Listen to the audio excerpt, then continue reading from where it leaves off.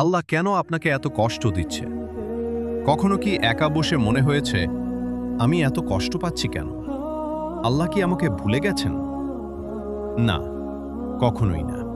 এই কষ্ট হয়তো শাস্তি না, হয়তো এটা আল্লাহর ভালোবাসা। কারণ আল্লাহ যাকে ভালোবাসেন তাকেই তিনি পরীক্ষা করেন। হয়তো এই কষ্টের মাধ্যমে আপনার গুনাহ এক এক করে মাফ হয়ে যাচ্ছে। হয়তো আপনি এমন কিছু থেকে দূরে সরে যাচ্ছেন যা আপনাকে ধ্বংস করে দিত। রাসূল সাল্লাল্লাহু আলাইহি ওয়াসাল্লাম বলেছেন, মুমিনের শরীরে একটি কাঁটা বিঁধলেও তার গুনাহ মাফ হয়ে যায়। তাহলে ভাবুন, আপনার এত কষ্ট, এত কান্না, এগুলো কি শুধু কষ্ট, নাকি জান্নাত পাওয়ার একটা রাস্তা? তাই ভেঙে পড়বেন না, চুপচাপ আল্লাহকে ডাকুন, নামাজে ফিরে আসুন, কারণ আপনার প্রতিটা কান্না আল্লাহ দেখছেন।